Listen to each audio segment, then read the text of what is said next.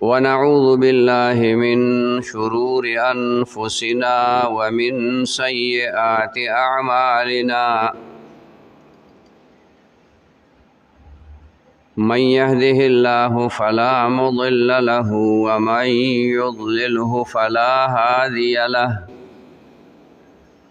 ونشهد أن لا إله إلا الله وحده لا شريك له ونشهد أن سيدنا وحبيبنا ورحمتنا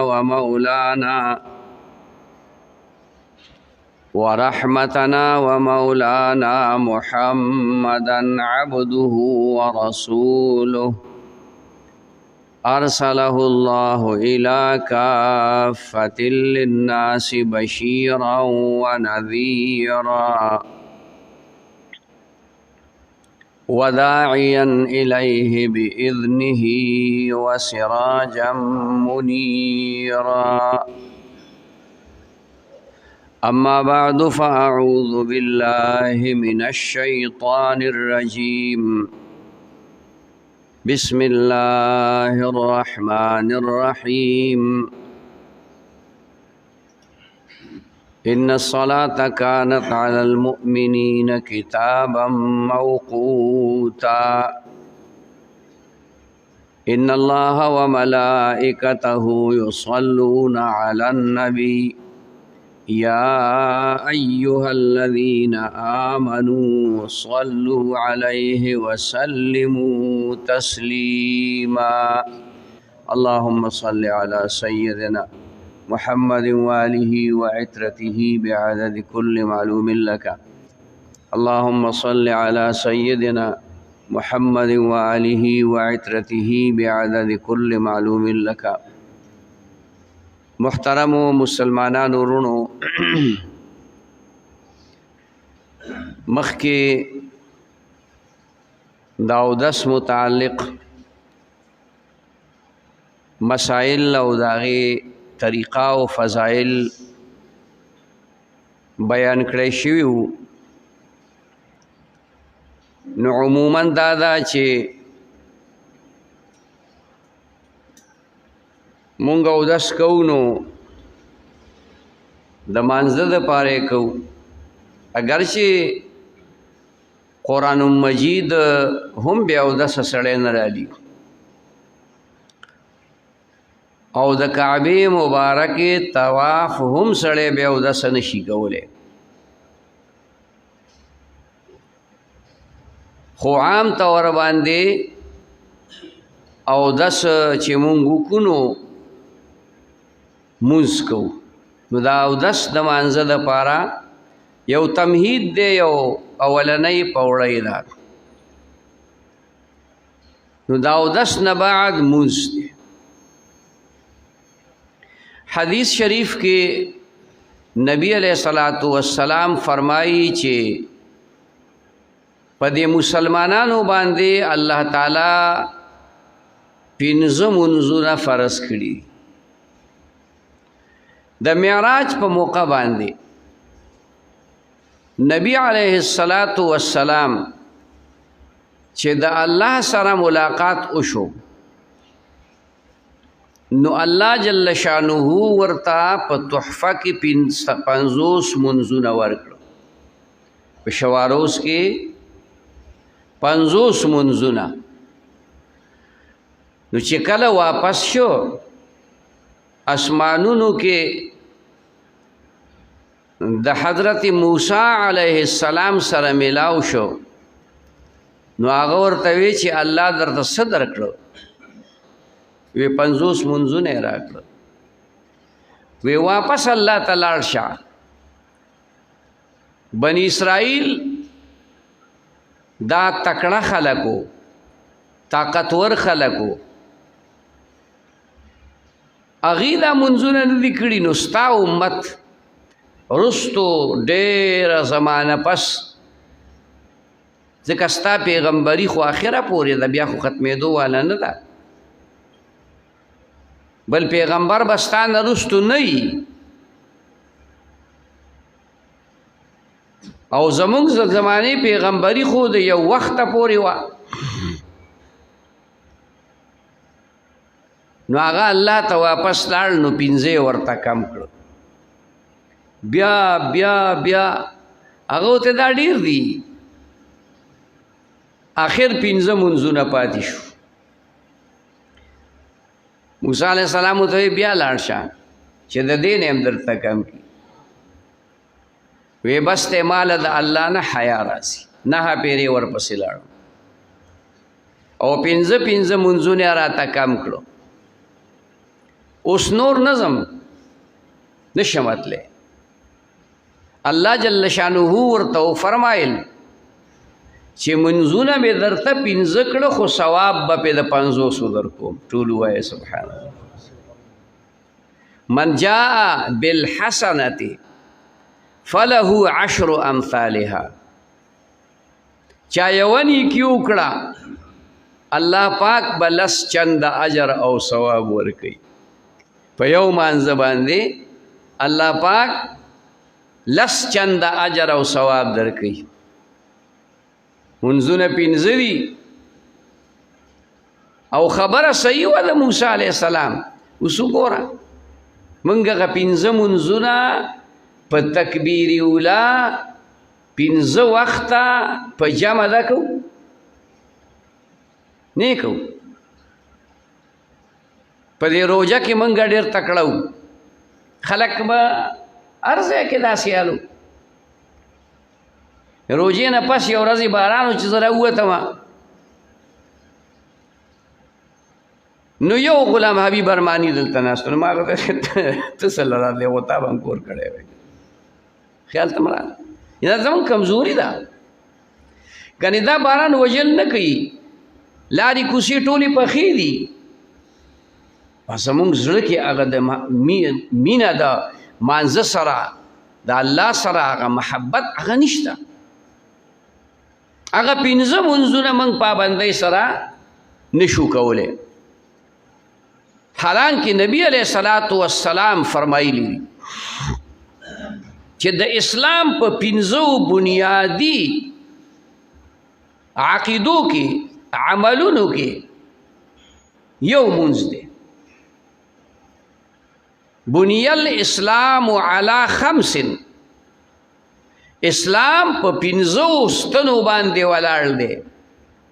په پنځو بنیادونو باندې ولاړ دی کلمه شهادت وی مسلمان شي سړی بیا منځ دی بیا حج دی روژه ده حج دی زکات دی دا پنځه څیزونه نو دا منځ پکې د ټولو نه اهم عبادت دی یو سړی نبی علیه السلام ته راغی نو چې راغی نو نبی علیه السلام ته یې وی چې رانږدې شو نو تپوس یې وکړو چې هلکه تاسو کې هغه محمد صلی الله علیه وسلم کم یو دی نو هغه په د سفر باندې م راغلی و ستړی مو څه عذر ورته هم و نبی علیه السلام ورله پخپله راووت او ورته ورنږدې شو وی وایا انا محمد زه نبی علیه السلام وی خدا پیغمبر تی د الله د طرف نه وی چې او زیم وی ما ته مختصر څه داسې اعمال وښایه چې هغه کوم نبی علیه السلام ورته کلمه شهادت وی نو مسلمان خو شو د مخکې نه په دقه اراده راغلی و بیا یې ورته وی چې ښه ده نو پنځه منځونه به کې وی ښه ټیک شو نور وی د رمضان د میاشتې روژې به نیسي وی ښه وی نور وی چې زکات در باندې فرض شي نو زکات به ورکې وی خنور وی که حج در باندې فرض شنو حج بکې ځکه دا زکات او حج دا د فرضیت سره تعلق لري او د دې لپاره شریعت یو خاصه اندازه مقرر کړی ده چې دومره پیسې در سره یا د پټی نه د پیداوارو شکلک دی که ډېر دی هغې نه به یوه حصه ورکې او حج خو ډېرې پیسې غواړي نو چې حج در باندې فرض چې حج به کې زکات در باندې فرض چې زکات به ورکې او چې په خراب او سخته بیماری بیمار نه روزې به نیسي هغه روان شو وی زه به د دې نه یو ذره بر زیاتی کېږم هم نه او زیات کمیږم هم نه دې مطلب دا و چې دا به پوره په پوره باندې کوم پوره په پوره به کوم دا سړی وږی و ډېر زیات صحابه وله د ډوډۍ انتظام کو دی په سورلۍ باندې سور شو چې یو څو قدمه لاړ هغه سورلۍ چې ته دا خپه په یوه جوور ځای کې یو سوړه کې ورننوته سورلۍ وغورځېد او دی تېنه الټه وغورځېد دا سټې مات شو وفات شو نبی علیه الصلاة والسلام ورله راغی چې ورله راغی نو مخ ته یې وله وکتل او بیا یې مخ بل طرف ته واړو لکه دا عجیبه خبره صحابه سره فکر شي چې څه چلو شو نبی علیہ السلام صحابه ته دل کفن انتظام وکي قبر وکني دل غسل ور کوي برابر کوي کفن شو رسول الله مبارک په خپل جنازه وکړه او قبر کې چې کوم دی نو وسپاله ارسه چې وشو صحابه تپوس کوي یا رسول الله تاسو دې سړی ته وکتل او بیا هم ته مخ واړو وی چې دی وږی او نارو په سفر کې څه خوړلي څکلي نه وی ما وکتل چې د جنت حورې د ده چې کومې بیبیانې دي راغلي دي او دله په دې خولې کې ډوډۍ ورکوي ټول وایه سبحان الله په دې خوله کې ورله ډوډۍ ورکوي دا خو د ده بیبیانې وې که نه نو یې ما ته مخ واړو چې یار د ده کور والا ته زه ونه ګورم الله اکبر رسول الله مبارک من دا نه لیدل دا د هغې شان یوه نیکي نه ده کړې ښه نه یو مونځ کړی دی دا واقعیت په حدیثو کې نور هم شته یو مونځ یې نه دی کړی صرف ویل یو کوم به یوه روجې نه دي نیولې صرف ویل یو چې دا به کوم حج یې نه دی کړی عمرې نه ده کړې نور اعمال یې نه دي کړي عرض می کو چې دا موز دا په مسلمانانو الله پاک فرض کړی دی او څنګه فرض کړی وخت په وخت باندې داسې نه ده چې ستا طبیعت وغواړي نو مونځ به کې او ستا طبیعت ونه غواړي نو مونځ به نه کې نه د سار مونځ په خپل وخت کې فرض دی او د ماسپښین هغه په خپل وخت کې د مازدیګر هغه په خپل وخت وختونه شریعت ښودلي دي جبریل علیه السلام چې نبی علیه السلام د معراج نه راغی نو اولنې مونځ د ماسپښینې ورته وکړو ځکه د سار وخت نبی علیه السلام بعضې روایتو کې دا راغلي دي چې مسجد اقصا کې د سار مونځ کړی دا پیغمبران چې ورته الله را جمع کړي وو که نه نو دا په مسجد اقصا کې د سار مونځ ته څوک وایي د دې مخې تله 2 رکعته مونځ یو ته نور کړی هر څه چې ده خو د سار مونځ ته جبریل علیه السلام اول ماسپښین ته راغی نو د ماسپښین مونځ یې ورته وکړو په اولني وخت کې چې ماسپښین داخل شو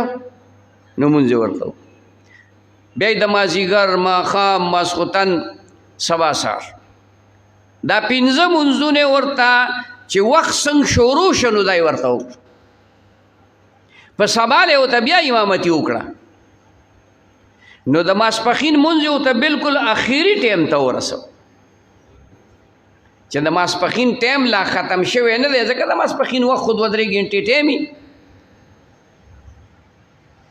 د مازیګر مونځ ورته اخیری وخت ته ورسو د مکروه ټیم نه مخکې چې نور زیړی شي وخت بیا مکروه شي د ماښام د ماسخوتن مونځ ورته اخر ته ورسو او د سبا مونځ ورته بالکل رڼا ته ورسو نور خطو ته لږ نږدې بیا یې ورته ووې چې دا کوم منځونه تا ته ما وکړو په دې اوقاتو کې نو د هر وخت د اول او د آخر په دې میز کې چې دا کوم وخت دی دا ستا د مانځه او د انبیاء علیهم السلام د مانځه وختونه دي د دې نه به دا مونځ مخکې کېنه لکه د ماسپخین مونځ مثلا دا په باندې په 12 بجې جایز شو نو د دې نه به مخکې نه کې او په 3:03 بجې وخت ختم شه دې نه به وروستو نه کې د مازیګر مونځ دا مثلا په 4:30 بجې وخت داخل شه او د ماښامه پورې ټیم دی د ماښام دا ټیم خو یو ټیم هم په وخت نه ودرېږي په ځای نه ودرېږي روان دی مسلسل نو اول او آخر وخت په دې کې به کې د دې په دې منځ کې به کې د سهار په مانځه کې نبی علیہ الصلوۃ والسلام فرمایلی اسفروا بالفجر فانه اعظم للاجر تاسو د سهار مونځ لږه غوندې رڼا کې کوئ چې دا خلکو ته راورسېدي کې ثواب ډېر دی ولې پکې ثواب ډېر دی جمع به درنه شي د لږو کسانو په ځای باندې به ډېر کسان راشي د صف نه به 2 صفه شي 1.5 صف به شي نو په وخت کې الله مونځ فرض کړی د وخت نه مخکې نه کېږي د وخت نه وروستو بیا قضا دي او د تکبیر اولا سره تکبیر اولا څه ته وایي لکه دا ټکی موږ بار بار زه ورته تکبیر اولا دې ته وایي چې تا به د مخکې نه ځان تیار کړی ته به ولاړې امام چې مصلی ته راځي چې تا صف جوړ کړی په صف کې تیار کېنه دا مسله ده چې سړی جومات ته راځي او د جومات کې ډېر صفونه وي نو دا اولنی راتلونکي خلک دی د اول صف کې کېني دا صف دی پوره کړي بیا چې وروستو راځي نو 2م صف کې دی کېني دغه صف دی پوره کړي بیا چې وروستو راځي نو 3م 4م 5م څونه صفونه وي په هغې ترتیب باندې دی کېني نو چې امام راشي مصلی ته مخکې شي نو هغه ته هر صف جوړ دی که نه یار صرف د ناستې نه ودرېدل غواړي ناستې بس وبدرېږي صف برابر دی بعضې خلک داسې کوي چې لیټ راشي نو بیا د دې خلکو په دې اوږو باندې خپې وراړه یو مخکې صف ته ځان رسوي وای دا سړی چې دا عمل کوي دی به جهنم ته پوری خلک به پي په وخت دی راځي چې په وخت را نغلي نو بیا به وروستو ناست د خلکو په اوږو باندې به خپې نه راړې دا سخته ګناه ده سخت جرم دی نو اول وخت کې راشه او چې څنګه امام نیت تړي او الله اکبر وای ته ورسره جوخ الله اکبر وایه جوخ الله اکبر وایه بیا به د امام پسې ځې امام الحمد ووي امام صورت ووي امام رکوع له ځي نو ته به تې رکوع له مخکې نه ځې ښه رکوع له به تې مخکې نزی رکو هغه سره به یو شانتې ځي که د هغه نه وروستو لاړې ګناه پکې نشته خو که د هغه نه مخکې لاړې نو ګناه پکې ده بیا چې هغه پاسي بیا سجدې له ځي نو ته به د سجدې نه مخکې نه ځې ډېر د هلکان بعضې ناپوهی نو دوی سجدې له مخکې ځي که تاسو فکر یي دې ځای کې ودرېږه او دقه خپل د سجدې ځای ته ګوره خو د سترګو په دې ګوټونو کې به د دې طرف ته هم څه کسان ښکاري دې طرف ته هم څه کسان ښکاري نو اکثر موږ ووینو څه کسان مخکې د سړي خو راته پته نه چې دا څوک دی خو د امام نه مخکې سجدې له لاړ شي د امام نه مخکې سر راپورته کوي وایي څوک چې په سجده کې د امام نه مخکې ځي او سجدې نه راپورته کېږي د امام نه مخکې راپورته شو د ده سر به الله د خر کړي اوس دا وعید دی د آخرت دپاره الله وغواړي نو په دې دنیا کې هم د سړي نه خر جوړولی شي و یو ښه عالمو په دې خبره کې شک راغی شک الله اکبر شک پکې راغی چې دا مړه خر به څنګه جوړي د پیغمبر په دې حدیث یقین رانغی نو هغه قصدن عمدن داسې وکړو نو سر یې الله د خر خر ته نه الله جوړ نو بیا به پټ مخ ګرځېده دا سخ وعیدونه دي خیال کوئ زما وروڼو موږ مونځ کوو زمونږ په مانځه کې اثرات نشته د هغې اصل وجه دقه اصل وجه دا ده چې مونږ مونځ کوو نو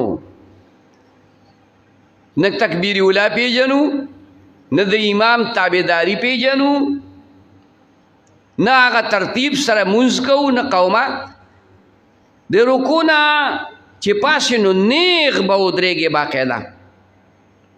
او په ولاړې به وې اللهم ربنا ولک الحمد ربنا لک الحمد هر څنګه چې دوی ټول ټیک دي خیر دی او که ځان لمونځ دې کوو نو بیا ورسره نور الفاظ هم وایي اللهم ربنا ولک الحمد حمدا کثیرا طیبا طاهرا مبارکا فیه نو موږ لا سر پورته کړی نه یو درس بیا چې کوم دی دا ربنا لک الحمد لري په کوم وخت کې وي په ولاړه به ربنا لک الحمد وې او بیا د ولاړې نه به الله اکبر شروع کړو دا بر دا را دا به په سجده کې ختمه او کم از کم درې پیرې سبحان ربی الاعلی سبحان ربی العظیم دا به وي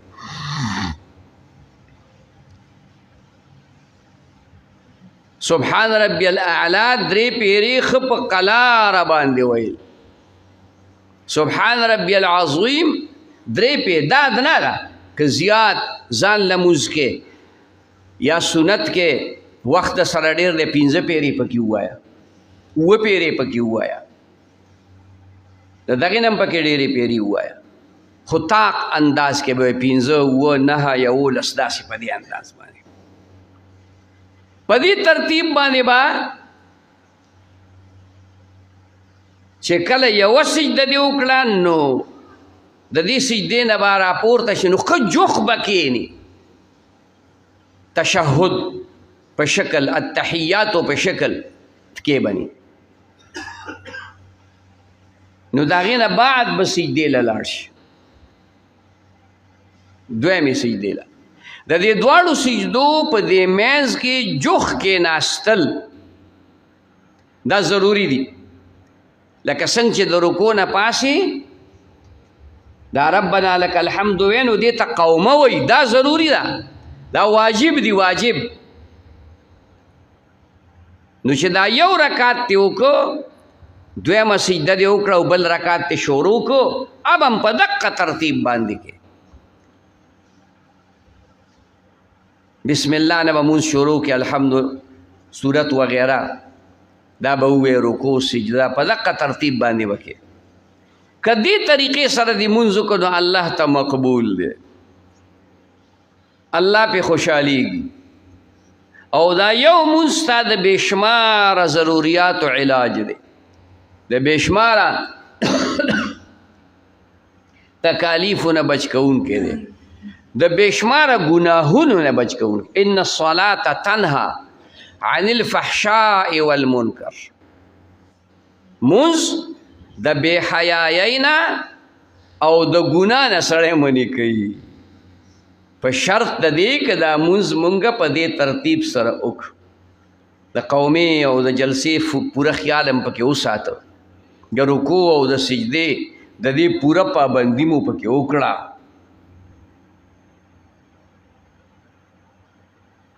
نو دا مونځ به الله ته قبولي. او بیا الله پاک په د پوره هفته کې یو مونځ د جمعې مستقل مقرر کړی، او د هر مانځه په وخت کې الله تعالی سنت مقرر کړي. رسول الله صلی الله علیه وسلم ترمذی شریف حدیث دی، د حضرت عائشہ رضی الله تعالی عنها نه روایت دی، او د ام حبیبه رضی الله تعالی عنها دا امهات المؤمنین د نبی اسلام بیبیان مبارک زمونږ میان دي. هغه فرمایي چې نبی علیہ الصلوۃ والسلام فرمایل چې 12 رکعاته سنت دا څوک پابندۍ سره کوي نو الله به دې سړي د پاره په جنت کې بنگله جوړه کړي. الکه کم کم دی رسول الله مبارک او فرمایل په خپله رکعتین قبل الفجر، د سبا د فرض نه مخکې 2 رکعت سنت، او د هغې متعلق خو دومره تاکید فرمایلی دی چې لا تترکو رکعتي الفجر ولو طردتکم الخیل. تاسو د سهار دا 2 رکعته سنت مه پرېږدئ اگر که اسونه مو په دې خپو کې میده کړي. تاکید دی. هلکه وایي که مرم هم خو دا کار به کوم، نو داسې مطلب نه دی چې رښتیا په مرګ له ځان ورکوي، مطلب چې خامخا بیا کوم. واربع قبل الظهر ورکعتین بعد الظهر، د ماسپښین نه مخکې 4 رکعته او د ماسپښین نه وروسته 2 رکعته، 8 رکعته شو. ورکعتین بعد المغرب او 2 رکعته د ماښام نه وروسته 10، ورکعتین بعد العشاء او د ماسخوتن د مانځه نه وروسته 2 رکعته. دې ته سنت مؤکد وایي. رسول الله مبارک همیشه دپاره کړي، او بهتره په دې کې دا ده چې دا سړی کور وکړي، نفل هم کور کړي. نبي علیه السلام وایي تاسو د خپلو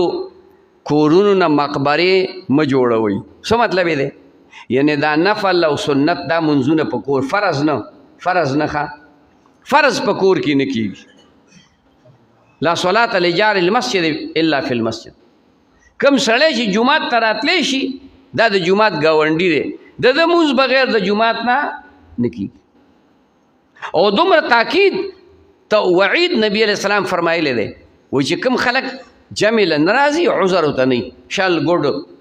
بیمار دا نه دی نو یې زه وایم چې لاړ شم او د دې خلکو ځوانان راجمع کړم او خشاک او د دې خلکو کورونه اوسېږم، خو پکې ماشومان او زنانه دي، حیوانات دي. ماشومانو باندې مونځ فرض نه دی، زنانو باندې جومات ته راتلل فرض نه دي. نو وې دا مې مني کړي، خو دا نفل او سنت دا په کور کې بهتر. اخیری خبره کوم، څنګه چې د ماسپښین سنت دي نو دا د جمعې ورځ هم د ماسپښین ده. دې وخت کې موږ دا مونځ چې کوو نو دا په کوم وخت کې مازدیګر کې کوو، 10 بجې کوو، لکه ماسپښین دی که نو د دې نه مخکې 4 رکعته سنت، او د دې نه وروستو یو روایت کې 4 او بل کې 2 راغلي دي. نو زمونږ احناف علما وایي چې 6 رکعته کوئ، خو 4 هم راغلي او 2 هم راغلي. 4 بیل حدیث دی، د 2 بیل حدیث دی. دغه هم دقسې ضروري دي. موږ ته نوټس کې دا خبره راغلې ده چې د هلکان چې کوم دی چې څنګه د جمعې په ورځ د فرض مانځه سلام وګرځي نو په یو درس باندې چې کوم دی نوځي. دلته موږ چې نیت وتړو د سنتو نو بار شر شو دا درس دروس څوک په دې طرف او څوک په هغه طرف. معنا دا ده چې دا لاړ که دې ویل موږ یې کور کوو دا زه منم نه. په کور کې تا کره مسله نشته نو ته کور کې چې هغه چې ته د بعضې خلک چې انتظام یې په کور کې کړی. تاسو فکر ته راغله چې کله په کور کې ستا سره انتظام نشته او په کور کې بیا په جومات کې کول بهتر دی چې دا یقین په تا باندې راشي چې او دا سړی دی دا سنت باقاعدګۍ سره کوي. سنت مه پرېږدئ. د هر عمل ابتدام د سنتو نه ده او انتها هم په سنتو ده. روژه موږ نیسو که نه نیسو هلکه؟ هم نیوه که نه؟ دا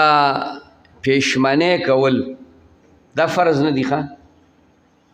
د سبا نه واله د ماښامه پر روژه نیول فرض دي. دا پېشمنۍ سنت دی. فرض د شروع د چا نه شو؟ سنت. او دا روژه ماتول او دا افطاري کول دا فرض نه دي ښه.